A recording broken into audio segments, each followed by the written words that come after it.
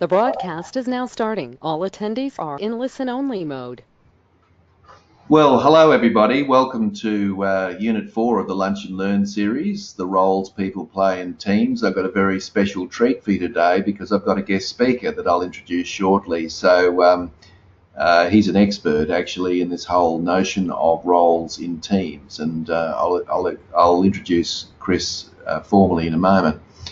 So I just want to make sure I'm being heard loud and clear. So could I just ask people the normal process in the question box there, if you could just type in the word clear, that lets me know that I'm coming across loud and clear. Otherwise, I'll end up talking to myself for the next hour, which isn't ideal. So if you could just type in the word clear. Thanks, Jenny. Thanks, John. Okay. Thanks, Elizabeth. All right, sounds like we're coming across loud and clear, which is wonderful. Now, the normal process is that you'll get a copy of the slides and the presentation at the conclusion of our session today. So just relax and enjoy yourself in the process. What I'd like you to do is, if you've got questions or comments, could you make these as soon as you think about them? So in other words, don't wait till the end. We don't want to leave an awkward pause at the end where people are sort of starting to type in their questions. The moment you've got a question or a comment, just type it straight in. I will attend to that, and if it's a question to Chris, then of course I'll pass it on to Chris. If it's a question for me, of course I'll answer that. So welcome to Unit 4, and let's just do a little recap where we're at and where we're up to and so forth. So you'll note here that we're up to Unit 4, the roles people play in teams. So just quick recap. So in Unit 1, we looked at the characteristics of high-performing teams, and you might recall there were 8 of those characteristics. The homework really was for you to take one of those characteristics and start to work on it, because one of the key points I made in Unit 1 is that those characteristics are all interrelated. So in other words, if you start working on building trust, it's going to permeate into other characteristics, which is exactly what we hope to do.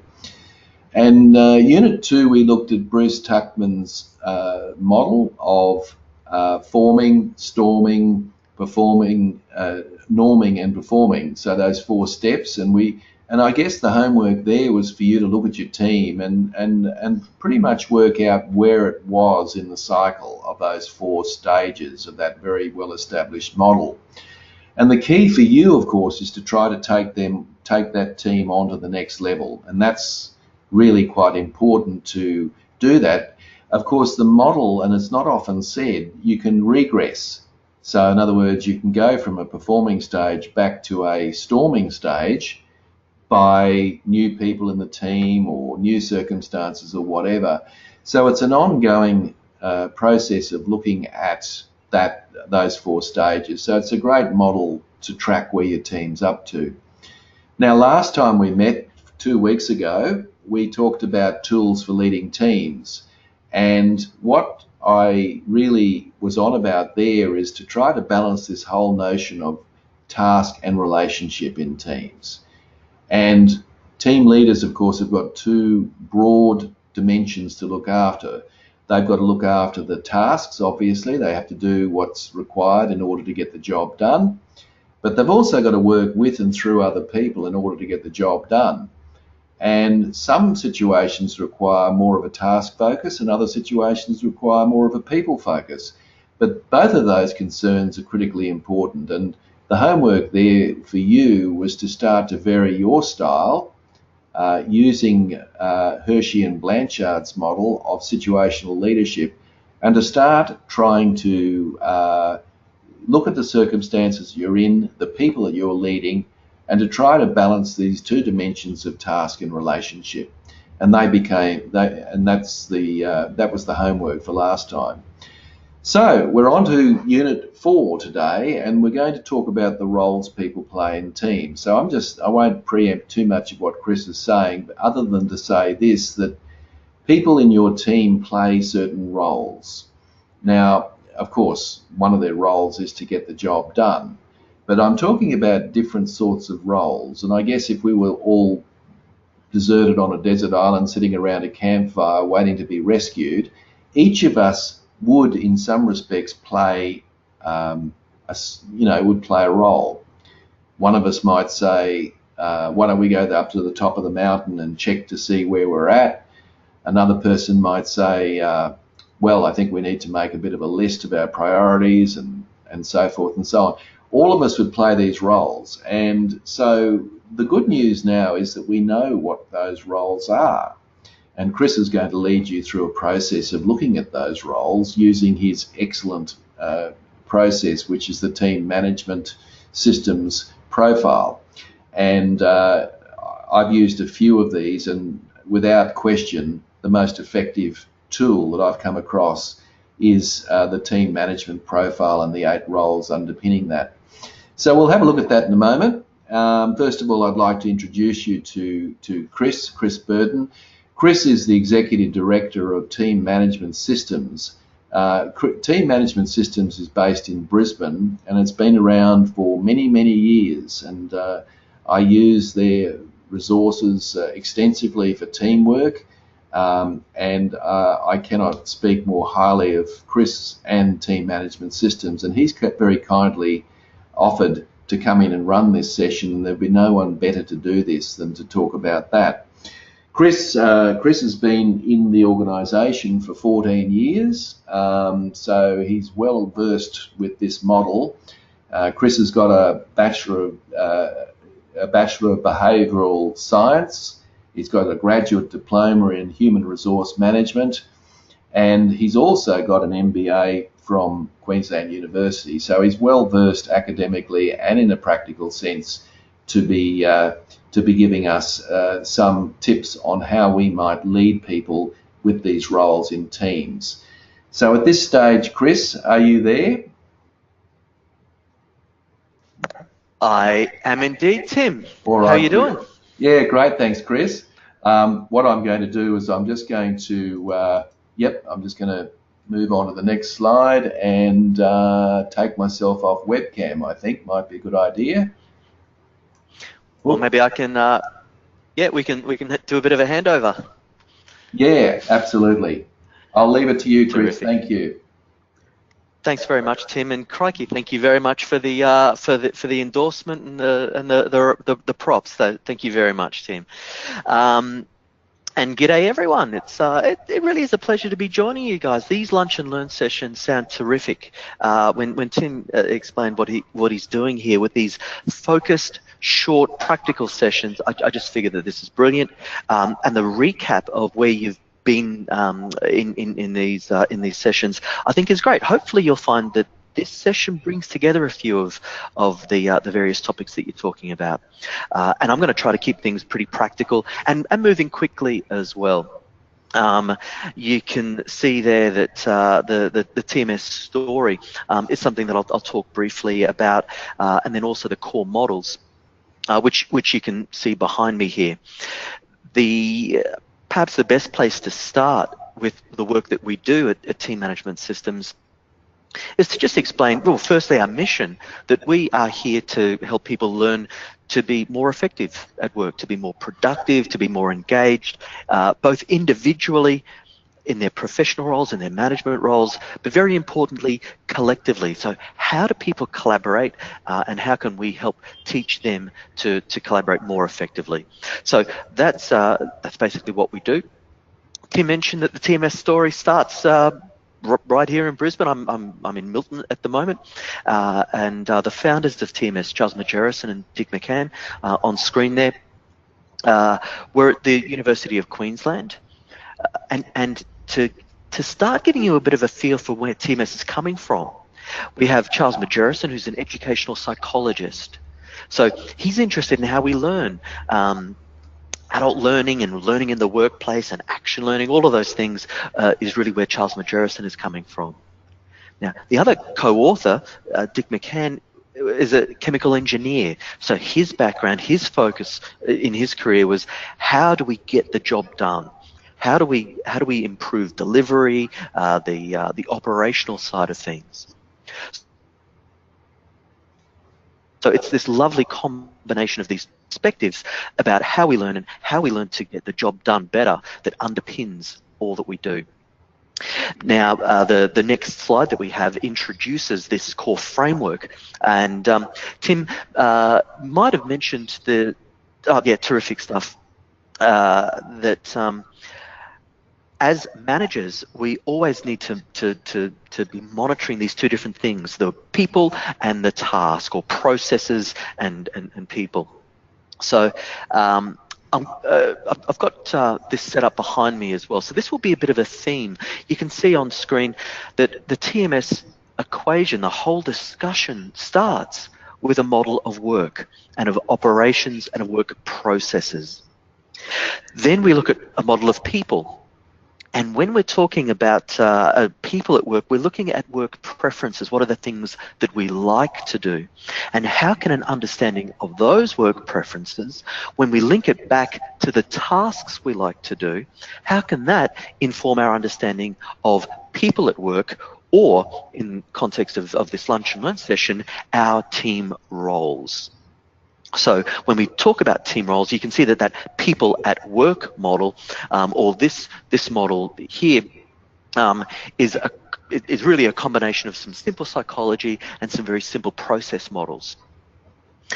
But what gets interesting here, I mean, this is all theory and coloured wheels and all of that sort of stuff. It's fascinating stuff.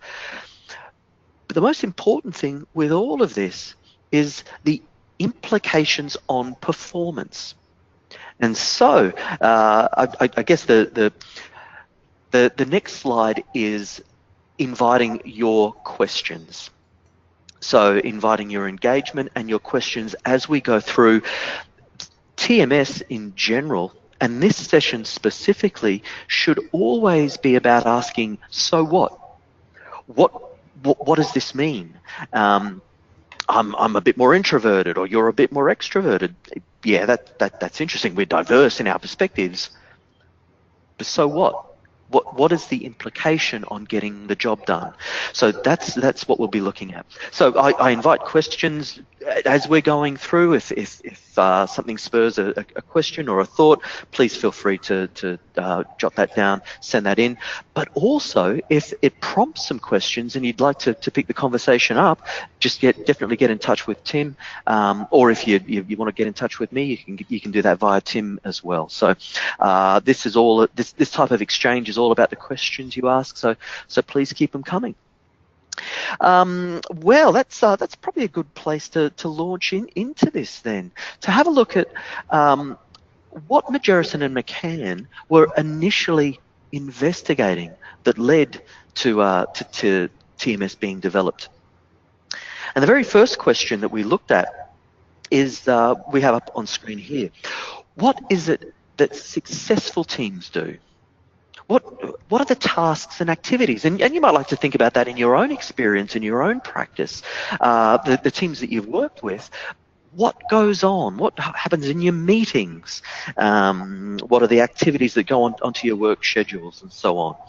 So what Majerus and McCann did as academics is they researched that. They investigated teams in different countries, different teams that did different things.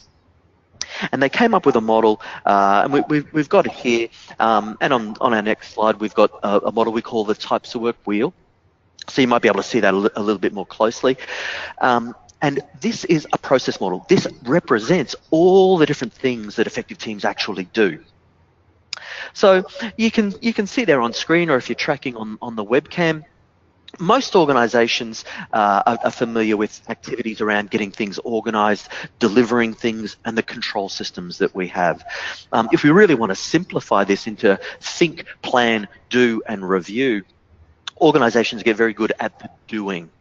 So we organise things, we get things done, and effective teams in particular are well organised, but they also deliver consistently. Effective teams, we know, inspect the details. They're able to work with control systems that are appropriate to what they're doing. But if you really look at effective teams, there's a whole lot more that goes on than that. So yes, we need to be organised. Yes, we need to deliver. But we all also need to be planned. We need to understand the bigger picture, the strategic side of what we're doing. We call this developing type of work. We need to be able to critique our ideas. We need to be able to look at the business case, and part of developing types of work or developing activities are the tasks around developing a business case, putting on a black hat and thinking, well, this is a cool idea, but what might go wrong? What are the risks? So this might look different to different teams and to different people. Let's come around this way. So we've come up with a strategy, we've got things organized, we've delivered it, we've checked it.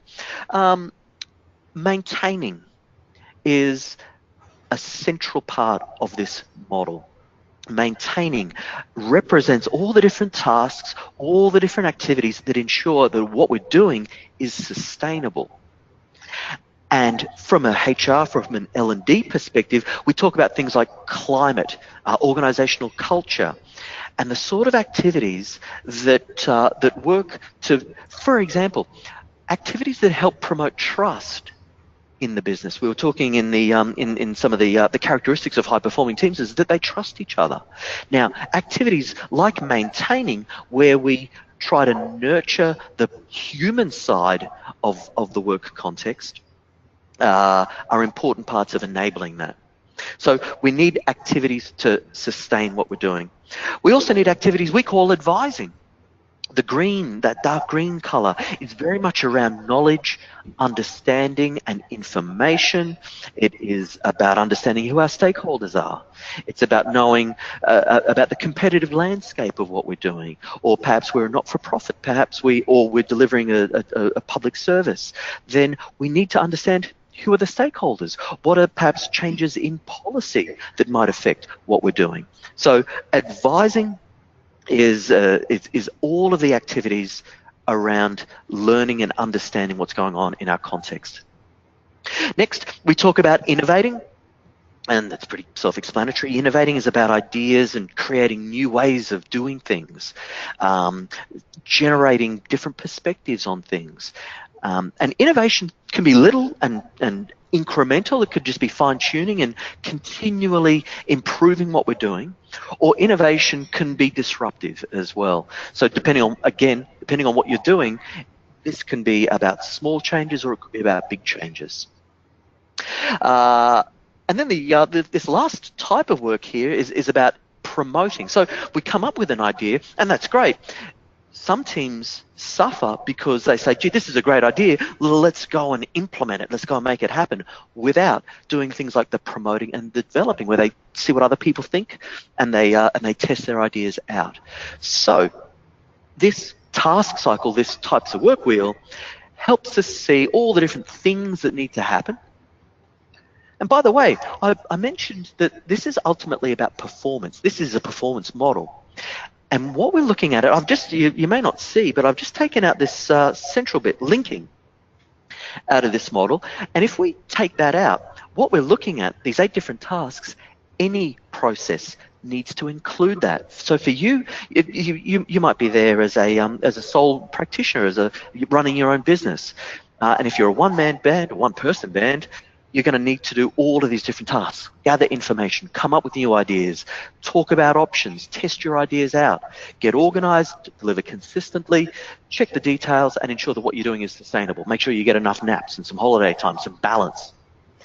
But if there's more than one person, that's when these linking skills come in. And when you're looking at tools for leading teams, you might have encountered competency models. Linking is a competency framework, 13 different skills for effective teamwork. Now, that's the model we call the types of work wheel, and I hope that's making sense. Because what I might do is try to illustrate what this looks like. And this time of year, we're often visited by an interesting chap with facial hair and an interesting, funny outfit. If we go to the next slide, this person that brings us joy is doing a job that I think many of us know, and that's being a barista. So what do these types of work look like for a barista? Well, we might start, he or she might start by understanding what my order is. He or she knows that I like a strong latte first thing in the morning.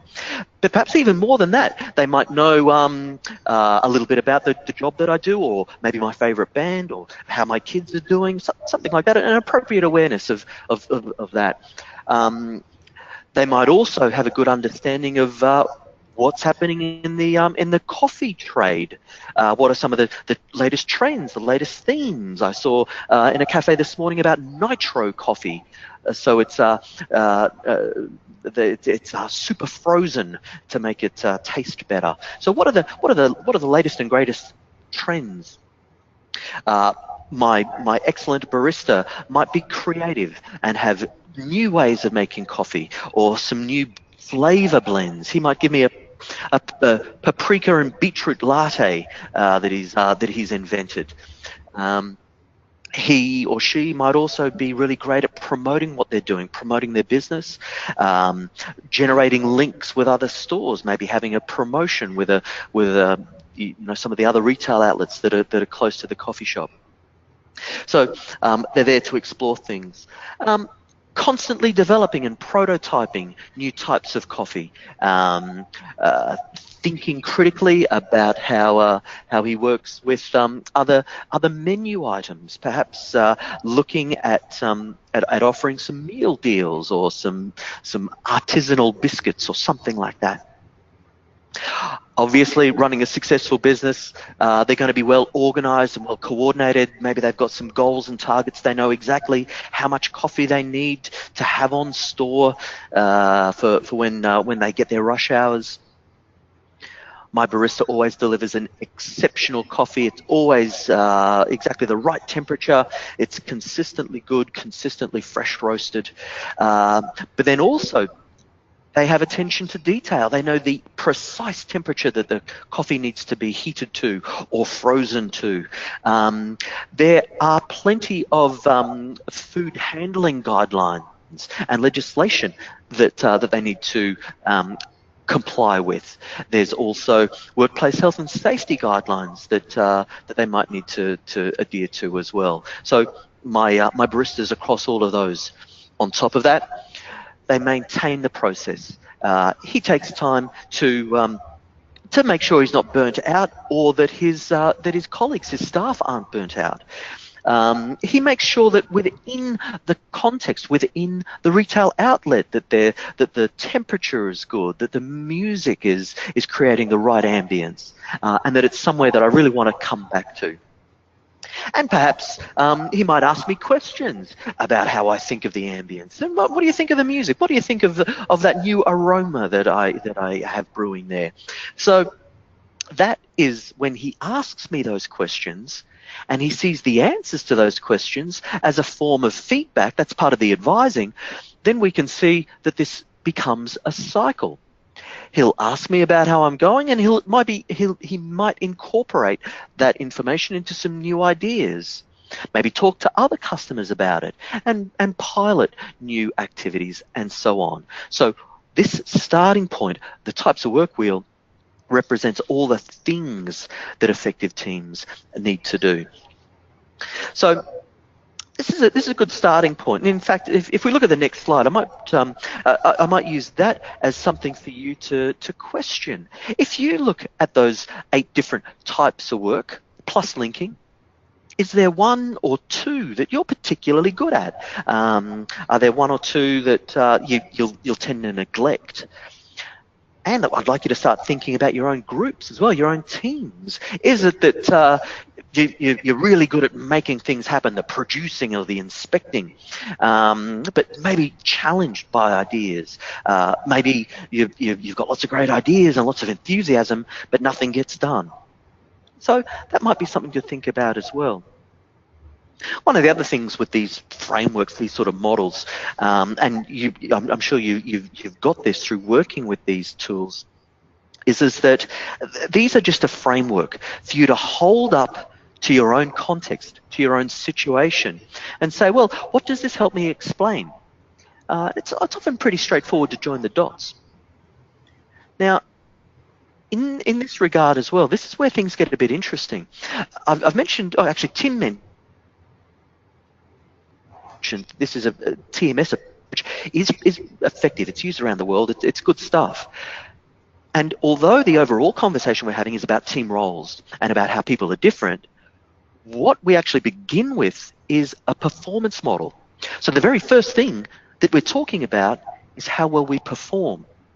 So part of the sequencing of this conversation that we're having is that we establish, hopefully straight out of the gate, a common ground in an expectation that this conversation is going to improve our performance. This discussion that we're having is about how effectively we work. Then we're going to be having a look at team roles and how those differences play out. But I think that's a very important point to make at this stage. Because the next stage of our theory building, as we move on, says, okay, all of these things have to happen, but not everyone likes to do all of them. Some people like coming up with ideas, some people want to focus on details. Wouldn't it be easy, wouldn't it be good if we could predict which of those tasks people like? And so that was the next stage of the theory building. And I'll quickly go through this. The next slide frames things up as our work preferences. And that's these constructs here. So firstly, we look at how we like to relate with each other. And I'm sure many of you would be familiar with terms like extroversion and introversion. Some people prefer to relate with others by talking their ideas through. Others tend to be a little bit more introverted and prefer to reflect and consider. These sort of scales, by the way, these are drawn from Jungian typing theory. So Carl Jung, very influential thinker, and many other approaches have been developed to understand difference through that Jungian perspective. Some people might have seen or even experienced the Myers-Briggs type indicator, or the MBTI. So if you're familiar with those sorts of instruments, or DISC, or those sorts of things, these 4 work preference measures look at those constructs. So the first thing is that these as work preferences are framed up as the things we like to do. And it's not how skillfully we do things as well. So, as I said, some people prefer a more extroverted approach and others a bit more introverted approach. As we click through these next scales, when we're talking to other people or when we're reflecting, it's about information. We're either exchanging information or reflecting on information. And our next scale looks at how we do that. Do we tend to focus more on the practical side of things and the details and the here and now? Or when we use information, is that a bit more creative? Is it a bit more conceptual or big picture? With all of these, there's implications back to our performance, because if we're performing well, we have got to focus on the details and the tangibles and the here and now, but we also need to be able to look at the big picture, or look at the themes or the patterns, or deal with the concepts. So that's where this scale becomes really important. Once we've used the information, we need to make a decision based on that. And the next scale looks at whether we do that in a more analytical way or in a more belief-based way. Are we more interested in what the facts say and what the rule book says, and a much more objective view of what's right or wrong, or a more belief-based, what's my gut reaction? How do I feel about this particular decision? You know, with all these scales, no one is completely one way or the other. Everyone has beliefs, and in the workplace, everyone is able to provide analysis. But to what extent do I like one side or the other? The next thing we do, once we've made a decision, what we need to do is get things organized. And this scale looks at whether I like to do that in a more structured way or a more flexible way. Structure, is it much more about closure and order and sequence and timelines and deadlines? Or is it more about being flexible and going with the flow and going off on tangents? So this framework, these 4 scales, are a really great starting point for understanding our differences. And as we've been going through this, perhaps you've been thinking about where your preferences might be as well. Do you think you're a little bit more introverted, or are you really extroverted? Do you tend to work first with the details and the nuts and bolts, or are you more inclined to start with a big picture and then build things up from there? So So this is a great way of ourselves, not only understanding ourselves, but understanding the biases that we have, understanding how all of this influences our cognitions, and very importantly, so what does this mean for our behaviour and our operations? So I won't necessarily go further into the psychology behind all of this. It's a fascinating area, and I urge you to connect with Tim about this as we go through to find out more about this stuff.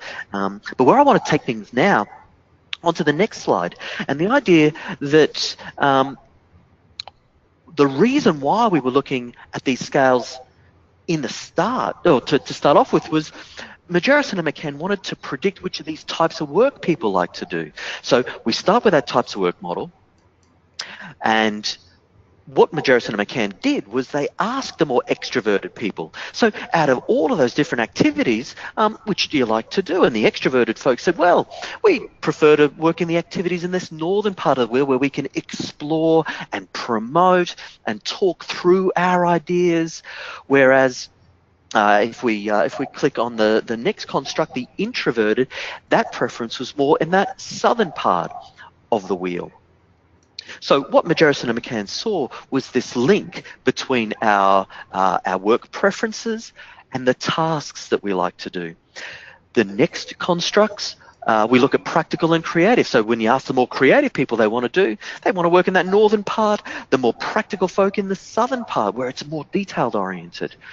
The analytical people really enjoy the organising and the developing, whereas the more belief-based preference was more around the people side, the maintaining, and the information side around advising. Then finally, the more structured preference, when those folk were asked what they like to do, they want to organise things, whereas the more flexible approach was to go off on tangents, do the lateral stuff around the innovating and the advising. So that was the neat thing that Majerus and McCann did. There's plenty of process models. There's plenty of think, plan, do, review, plenty of Six Sigma, plenty of lean and all of the process stuff. There's also plenty of this psychology around. But what Majerus and McCann did was to combine them together, and our next click will get us to this team management wheel. And this idea that by combining these two models together, if we were to ask the people that like doing the promoting work how they see themselves as the explorers within the team. So we have these double-barreled names on the next slide about combining not only how I see myself, so I might see myself as the assessor for the team, and the work I'm doing is the developing type of work, so assessor developers, or I might uphold the values and I'm doing the maintaining work, so that is the upholder maintainer. So now what we're looking at is this model of team roles, and acknowledging that our session this afternoon is about team roles, you're looking at a team role model. Now, we can spend a little bit of time looking at what a creator innovator is, for example. I don't intend going into very much depth at all about the individual team roles at this point, because it's back to the importance of the implications of all of this, the so what with all of this. But just very quickly, while we have this model up, for example, a creator innovator is defined by being more flexible and creative. So they use information in a creative way, and when they organize things, they like to do that in a flexible way. So that particular combination of traits brings with it an interest in lateral thinking, an interest in taking things to their logical extension, perhaps even sometimes to their illogical extension. But it's very much around possibilities. It also brings with it an emphasis on or a focus towards the innovating types of work. So this is where we start looking at the operational consequences of this sort of stuff. Our work preferences not only describe how we interact, but what we do. And this is where things get interesting. Because at the moment, what we've been looking at, I mentioned right at the intro, this is cool theory. Fascinating stuff, and hopefully some of you even getting some light body. However, the business world these days, we need to rely on some data and feedback, and that's what we provide as well, is feedback tools around this. Now, some of you might have done questionnaires and got feedback tools, and that's great. But these days, things get a little bit more perhaps sophisticated, but certainly much more about having an extended conversation about our performance. What I mean by that is, if we go to the next slide, we start introducing how learners are given feedback based on this model. And we use an approach we call the hub. We have a profile built into that where you complete your questionnaire. But then you can get your profile back and you can read that. But most importantly, you can share that with either a coach or with your colleagues, and really have a very constructive, strengths-based conversation about your differences. However, if you're thinking that you can improve team performance through having one conversation about I'm an introvert, you're an extrovert, you are sorely mistaken. I'm sure you all realize that these conversations need to be maintained. Your learners need to be motivated to keep that that conversation going as well, because we're going to be having conversations about different things. While we might begin the discussion saying we need to develop trust within the team, so let's have some blue time. Let's have a blue meeting to maybe start tabling out our different experiences of the last 12 months. How do we feel about how the calendar year has gone? Or what have we learned this last financial year? It might be that the conversation that we need to have is more about promoting. Perhaps we need to bring in some of our stakeholders and hear their thoughts and ideas. Or maybe the conversation that we're having needs to be more about, say, differences in how we like to organize things. Perhaps this conversation needs to be about the dynamics and the relationships within the group, and how our individual differences are causing tensions. So this is where things get interesting. We've got two very different angles that we can go down. Either we can talk about our operational challenges and our efficiencies or our effectiveness, or we can look at the human side. How are our differences playing out? So how we do that is, if we look at the next slide, we start looking at our individual feedback and looking at that in context. And so it might be, for example, that I have a colleague, Jane, and my work preferences might be in the southern part of the wheel. It might be that I've got a really keen interest in the details and the control systems. I really want to make sure that there's appropriate controls and we know what we're doing. However, I've got a colleague, Jane, who likes to explore ideas. Now, always talking about concepts instead of thinking about the details, there's some risk there that we're going to drive each other insane. But there's also some marvelous potential that we have to generate a better outcome because we're looking at our problems from very different perspectives.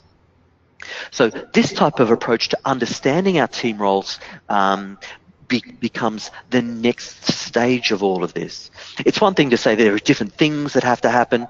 It's another thing to say that you and I might approach the world differently, but how are we going to do that? So this framework, the next slide that we look at, goes from this main thing that we like to do to looking at what we call our related roles. And so most people like to work in a few of these different areas. And when we start building up a picture of how we like to work, it can really be a great way of explaining to the group, what does this all mean? And then if we go on to the next slide as well, when we have two different models that we can look at, a process model and a people model, so work and people, we can go down those two different areas. The reason why I wanted to mention this, linking back to some of your other conversations around stages of team development, and Tim mentioned that idea of how some from that forming, storming, norming, performing, maybe back to the storming. And this framework is great for helping us explain that as we develop, as we go through those stages, it might be that we get to the performing stage, but we're performing with norms that are really not really that really aren't optimal. So what I mean by that is we might all be very similar. In fact, if we go on to the next slide, it might be that we are all very, very similar in our approach. It might be that as a team, we focus in on getting things done. Now, you might even appreciate in many organizations that this is the way lots of organizations work, the way lots of organizations reward their leaders. I don't care how innovative this idea is. I don't care how sustainable it is. I'm interested in what we deliver this sales cycle or this quarter or this year, whatever the reporting period is. A team with this composition of team roles, you can imagine what their strengths and weaknesses are going to be like. You can imagine that with, 10 people or so whose focus is on immediate outcomes. In terms of team role in this psychology, we've got people who are analytical, who are structured, and who are practical, amongst other things. So immediate, sequential, all analytical. This is going to develop into a set of norms that say the real work is operational, tangible, immediate. But all of these things like coming up with new ideas, gee, that's going to do nothing but interrupt our standard operating procedures.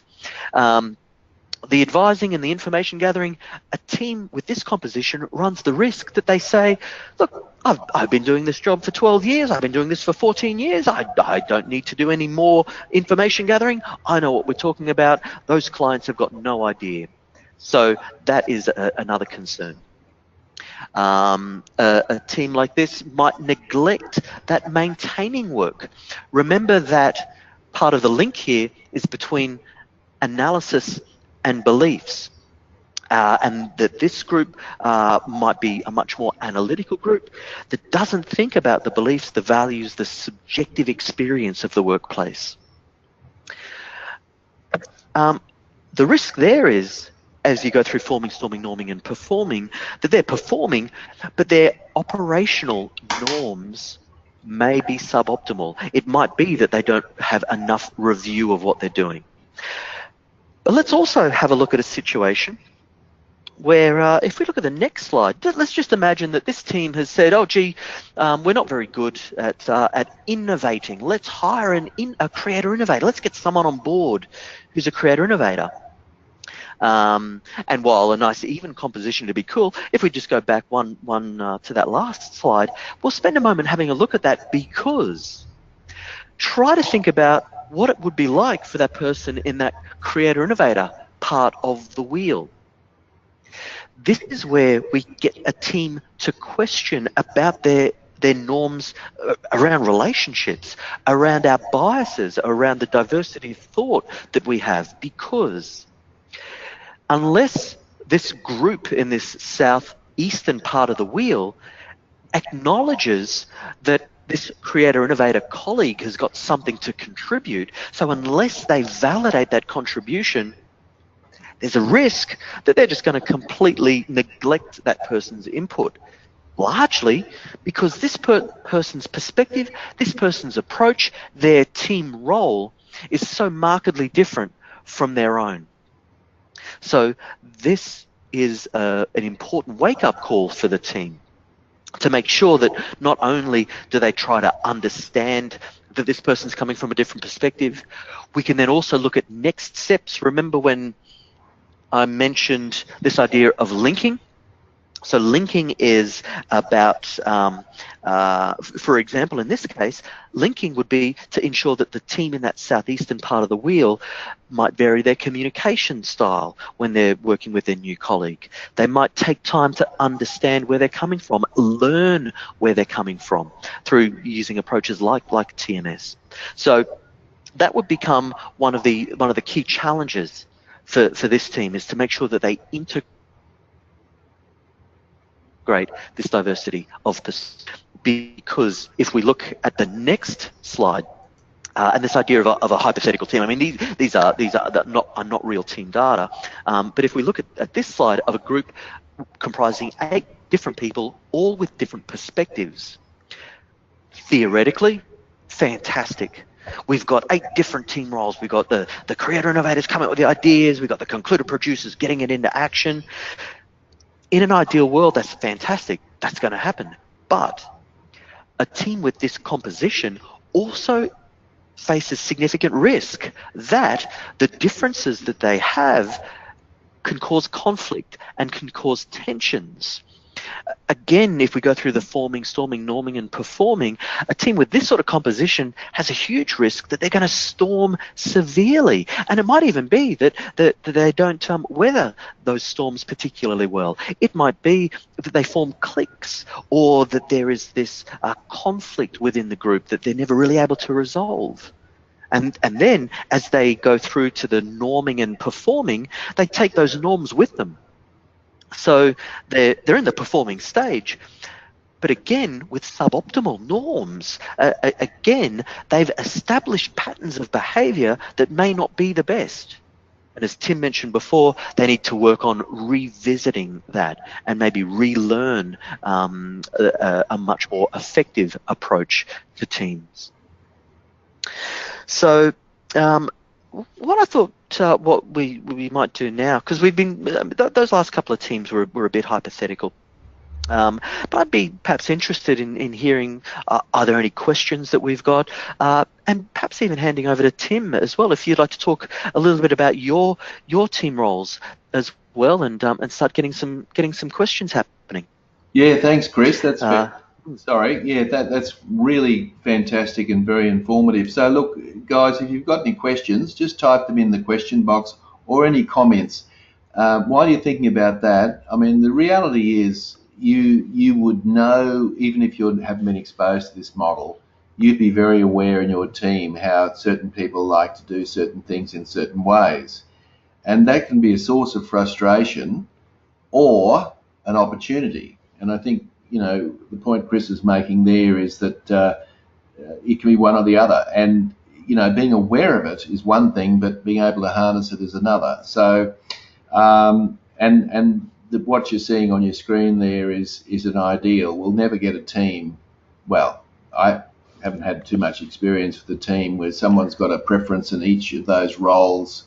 It doesn't seem to happen. So you've got to manage. It's pretty rare. Yeah, you've got to manage your resources, and one of the resources is how people view themselves and their role in the team. So that's really the thrust of what we're trying to do in this Lunch and Learn, and what Chris has done is given you some really good awareness tools around that. So I don't think we've got, we're a very quiet bunch today, so it doesn't look like we've got too many questions here, Chris. So that's all right, that's all good. Yeah.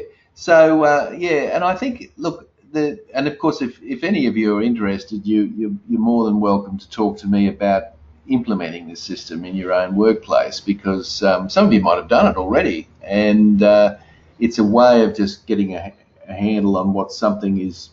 You probably know anyway, but it can kind of give you some labels and some focus on that as well. But of course, this is part of being a team leader, is to be able to manage these roles, utilize them more effectively, and you know, just to make the best of those. Because what Chris is talking about are sustainable behaviour. These behaviours are sustainable. So people who exhibit these roles do it naturally, do it comfortably, and do it sustainably. So therefore, it's behaviour that will continue. And I mean, all of us have been in a position where we've done things that we haven't felt comfortable doing, and for a while we go along well, and then all of a sudden we sort of recoil, or we drop the ball on it because it's not natural for us. So what we're trying to do here is to harness the natural preferences around the team, in the team. So hopefully that's given you an awareness. Sorry, Chris. No, look, that's a great point that you're making there, Tim, and is central to this idea of team roles, certainly from a Team S perspective. What you describe Tim, is this set up our work so that our energy flows as naturally as possible.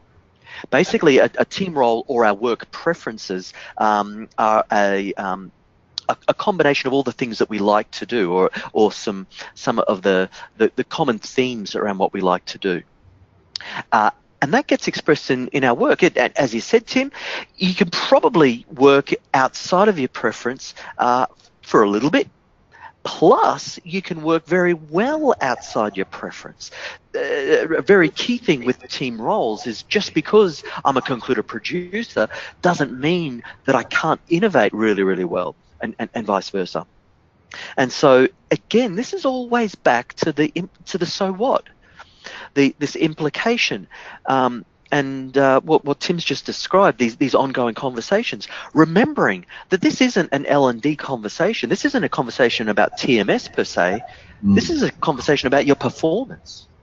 This is about improving our effectiveness. Just this morning, I was chatting about this. The idea that what we're looking at and what we have on screen is a diverse group. And increasingly these days, we talk in organizations about the importance of diversity and inclusion. But it gets interesting if you think this through just a little bit further, that as humans, I mean, we've evolved as social animals.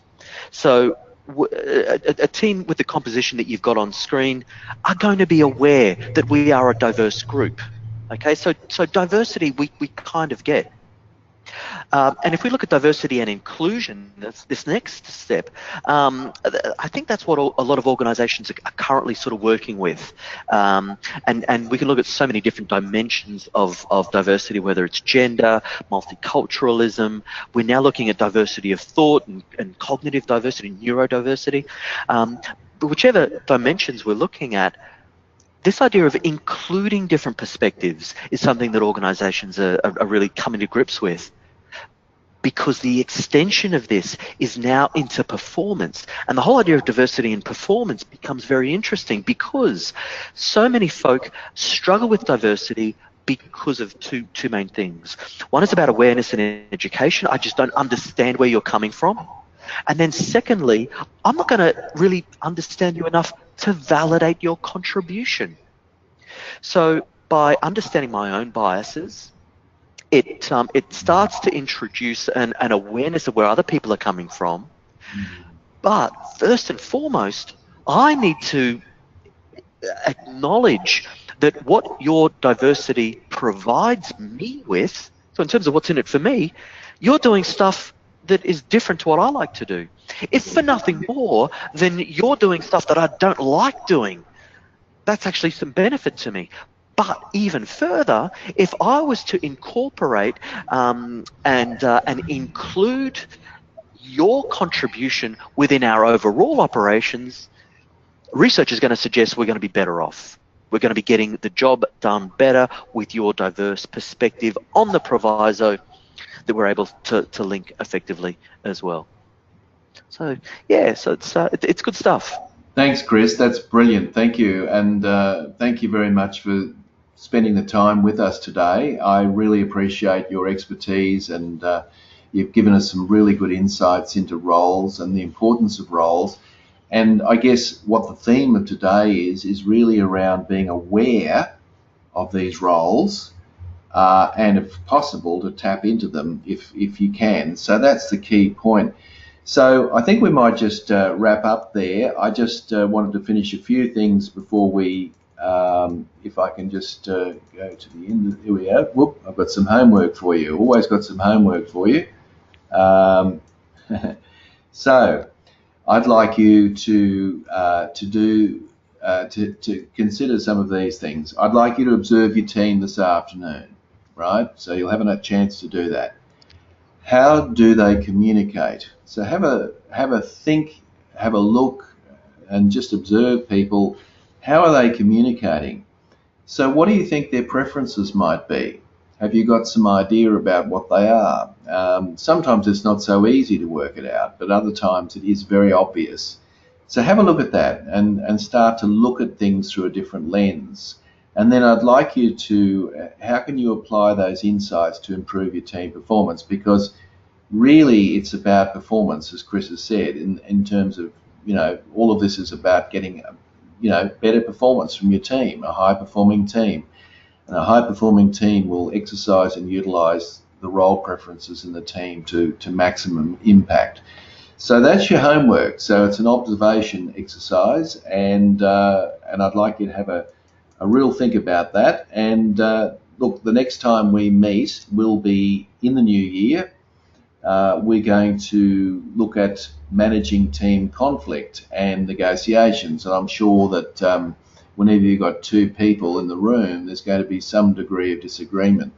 So the whole idea of learning how to manage that is very important, but that will be in the new year. And our last session, of course, will be developing team culture, which is, of course, very important.